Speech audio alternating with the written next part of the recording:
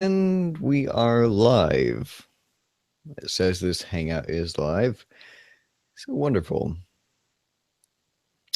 So I would like to welcome the wonderful The-Raw-Ferret to the podcast here.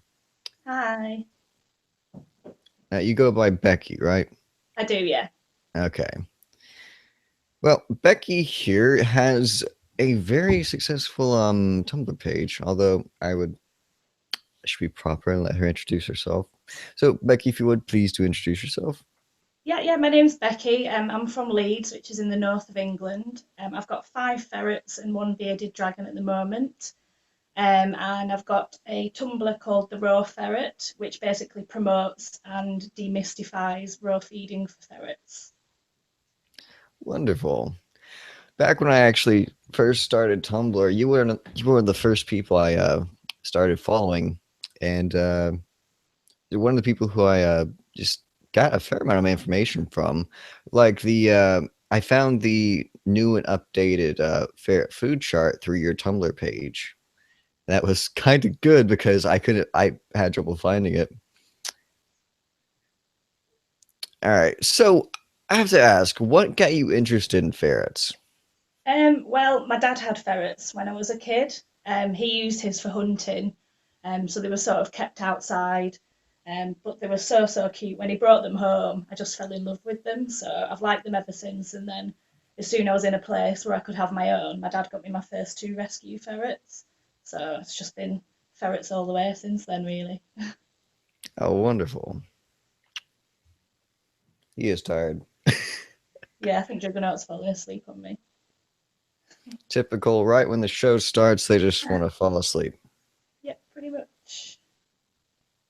So, what got you started on Tumblr? Um, I had a standard Tumblr for quite a while, um, and I found it quite useful. Like it's a good way of like sharing knowledge, and you can read blog stuff and all that sort of thing. But also it's good for sharing pictures as well. So I thought I might as well give it a go because I like taking pictures of the ferrets and I like sharing pictures of them. So I thought I can just do it till my heart's content on there. So Now, when you started your Tumblr page, did you expect you get the following you have today? um, no, not really. I just wanted to get the information out there, and like I said, it's just a place for me to share pictures of my own ferrets. So I was really glad when people started following back and sending me questions and trusting in the advice that I gave them. So yeah, it was good. I see you answered a huge amount of anonymous questions, Yeah, just giving the best information you can. So, yeah. I get a lot of anonymous questions, which is a little bit weird. I don't know what people think I'm going to say, or maybe it's people that don't have tumblers. mm, yeah, I've had anonymous questions open, but I've debated turning them off because I've had it's been a way for some people to say no offense, but something you did. Um, kind of guess how that went.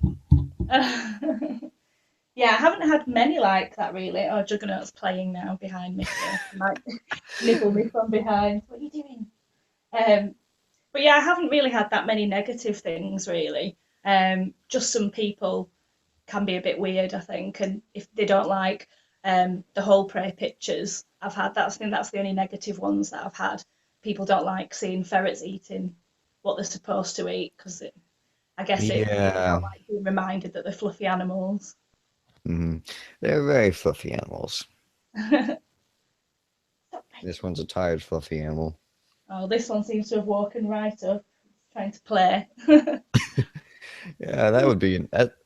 I was doing a stream a while ago, and we were just talking, and then the ferrets were just abrupt in play. It's like, okay, talking about ferrets, and now we're watching ferrets play.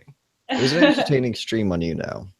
Yeah, yeah, he's on the floor now. We can go and play over there somewhere. Perfect. So, what is your daily routine with your ferrets? Well, me and my partner both work full time, so usually we get up really early so that we can let them out. And they have their own room that they stay in. So as soon as we come downstairs, they're ready. They're always like going upstairs is a bit of a treat for them So they're always ready for that. So we get up in the morning, they go up there, we sort their breakfast out, we clean up the poop corners. They have puppy pads rather than litter trays. So we clean that up, and then I go to work, and my partner finishes letting them have a run around, puts them away, goes to work. And then we start all the same thing again when we come home from work. So we let them, if we're in the house, then they're out and they're running about. All right. Well, it's a very nice routine. And my routine's pretty similar. It's something like wake up, get ambushed by the ferrets, or in some cases, woken up by the ferrets. Not so much, not so much lately, but Rosie had a habit of coming and biting me right in the shins when the food bowl is empty in the Oh morning. dear. Hmm. Luckily, mine aren't in the bedroom when I'm actually asleep. So I think they would keep me awake all night. I had a little old ferret called Esmeralda, and when she was injured once, she had to stay in our bedroom for about 3 months. And she just kept us awake all night, scuttling around and through things and trying to get in bed with us. We were like, no, back downstairs. I think Juggernaut's just gone into the metallic tunnel we've got. So if you hear a weird noise, it's him scratching on a metallic tunnel. So I need to get some of those for my little guys here. You yeah, got the Marshall clear tube thing? I have, yeah. Yeah, I absolutely love it because Marvin wags his tail when he's in tunnels, so you can't see it unless he goes in there and does it. So it's really good for Yeah, that. that's just something so incredibly neat. Is that I've noticed that with Jack, he will wag his tail when he's in a tunnel, but he won't do it anywhere else. Yeah, yeah, Marvin's exactly the same. I think it must be instinctual. They just get so excited that they're in there and chasing things that they just, it's dead cute. It's just it's adorable because they're Yeah, just in a little tunnel and they're having the time of their life. yeah, it is. It's great. He is. He's a little sleepy. He is. He's gone straight to sleep, hasn't he? Juggernaut, I Yes. don't know where he is. I can't see him. Ferret pretzel. Hmm. Spine? What spine? Yeah, ferrets are liquid, basically. Hmm. Hey. All right. So, what are some things that you didn't expect after becoming a fair owner? I don't think I was quite prepared for I don't know, I guess the chaos that comes with having them. Because my dad always kept his outside, and he'd just get them out for us to play with. But when you're with them full time, they're just on everything, they're in everything, they're knocking stuff off, they're running at you to play. It's just like all when they're not asleep, they just all go all the time. And I don't think I was quite prepared for that. I mean, I love it. It's absolutely brilliant, but I think I thought they'd be a little bit less intense when they are awake. Yeah, I think some of us would like that. Yeah. Yeah, I've got used to it now. It's just a standard thing day to day. Just like stop that, get off that. Why are you knocking that over? Hmm. There's I think what's her name? What are you doing fair on Tumblr? Yeah, that's a great tumbler. Hmm. It's just like, what are you doing? Well, I'm stealing this cup. What are you doing? I'm stealing your keys. Yeah, my first ferrets used to steal teaspoons. When we moved out of the house and we moved the sofa, we found a pile of teaspoons behind there. I don't That even is, know how we got hold of them. mm, that's some interesting stuff. Rosie has an obsession with ping pong balls, Oh, but really? yes, she goes crazy for them. But I haven't Oh, seen her stash them yet. no, she will. If she gets a hold of enough of them. Yeah. All right, so it's in the name, the raw ferrets. So you talk a lot about a ferret's diet and things they should be eating. So, how important is a raw diet for your ferrets?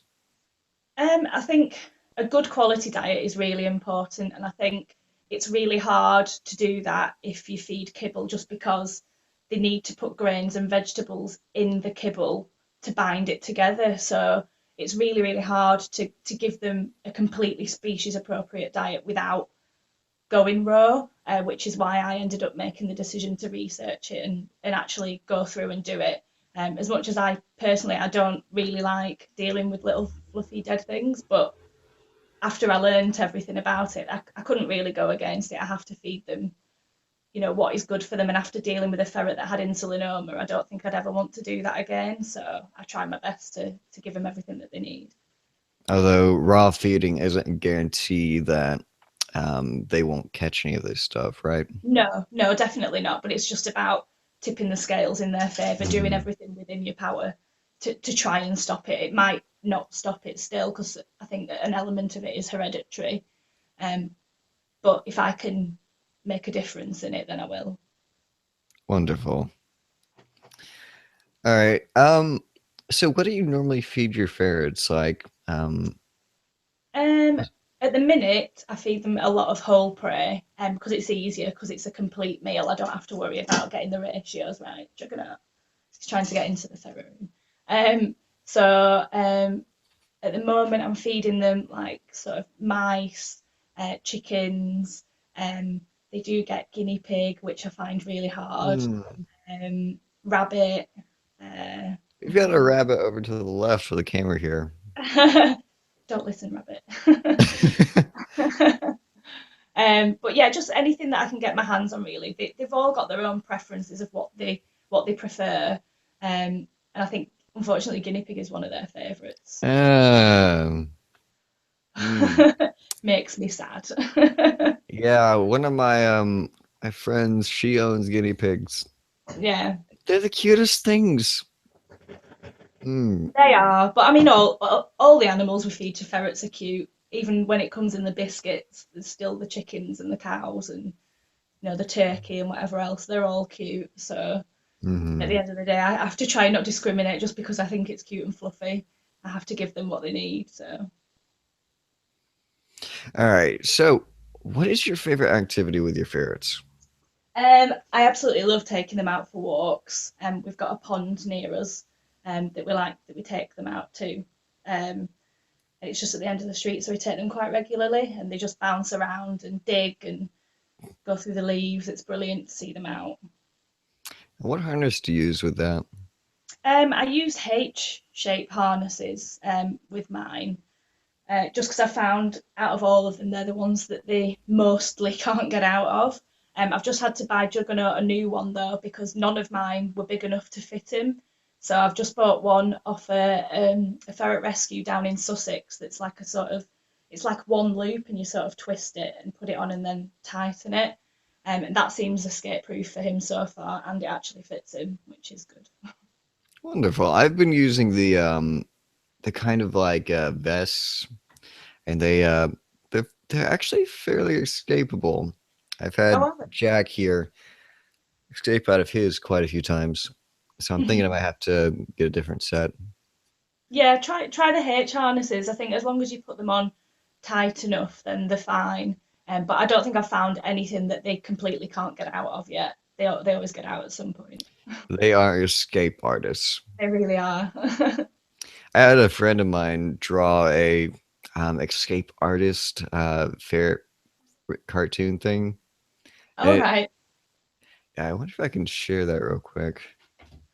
Um, but yeah, they I've had Jack here escape from just the craziest of things. Like he will escape. Like back when we had a smaller cage, he had opened the door somehow by himself. I don't understand how he found this out, but what he would do is he would kind of bite the top bar right above the cage door, and then push with his paws, and that would open the door. They're so clever. They are just insanely clever. Yeah. Um, Let me see if I can share this real quick. Screen share. There we are. Here we are. There we are. Let me see if I can. That's really cute. Yeah, I laughed when I saw it because I got the key in the mouth. And it's just the shark. Yeah, it's really good. Hmm. Yeah, I, they are I bad for that. I've had Cassie, my little albino. She's the one that gets into the most trouble. She escaped into the wall of our house about a year ago. She managed to squeeze through the blockage we've got in the kitchen, down the side of the tumble dryer, got into the back of the tumble dryer, and then through the dryer hose into the wall. Um, Took 45 minutes to get her out again. I had to use a squeaky toy and a torch. And eventually she came out smelling a lot like mold and like just really dirty. She nearly gave us a heart attack. We were like, what do we do? Do we knock down the wall? Do we call the fire brigade? What happens? But yeah, there's never an uneventful day in the life of a ferret. definitely not. No, no, and it always seems to be her as well. There was another time where my partner couldn't find her, and when he looked out of the window, he saw her chasing a cat across the garden outside. Still don't know how she got out, but she did. Chasing a cat? Yeah, chasing a cat. Well, that is just wonderful. All right. So, any advice to potential ferret owners? Just do plenty of research and make your own mind up. There's a lot of conflicting information out there, um, and people get quite heated about it. So I think it's good to do a lot of your own research, ask a lot of questions, see if you can find any scientific data on things. Just speak to lots of different people and then make your mind up. I'd also say that if you're going to get ferrets, have a savings account for veterinary trips because the amount of posts that I see both on Facebook and Tumblr for people that can't afford to vet the ferrets, it's just really sad. So I think it's really important to always have some sort of a backup just in case, so that if your ferret needs life-saving treatment, then it's no contest. They can just get it without you having to think about it. Um, yeah. All right. Well, thank you very much for that. So, any final notes before we head out to the end of this? Not sure really. Just enjoy your ferrets while you've got them and try and rescue if you can as well. There's a lot, I don't know what it's like where you are, but where we are, the shelters are full because people are always overbreeding ferrets or abandoning them when they're not, when they weren't out working and that sort of thing. So every rescue I know are absolutely full to the brim. So if you Ooh. can offer a ferret home from a rescue, then you should definitely do it. Now, I talked with Frolicking Ferrets before going live, and she'd mentioned something about fish as part of ferrets' raw diet or Oh yeah. diet. Do you guys use any fish with your ferrets? I have recently just bought some salmon bodies to try them with, just to give it them every so often. And they seem to really like it. I don't think I'd give it them too much because it can make the poop smelly. But I think it can be good for the cooks. We give them salmon oil as a treat. So I think it's probably just more of that. And I think if it helps and it's a varied diet, it helps to add to the varied diet, then you might as well try them on it. All right. Well, where can people find you on social media? Well, they can find me on Tumblr under The-Raw-Ferret. And I'm also an admin on a ferret group on Facebook called Ferrets Unite, which is a really friendly group that tries to keep away from any judgment and give out decent information. So you can find me on there as well. All right.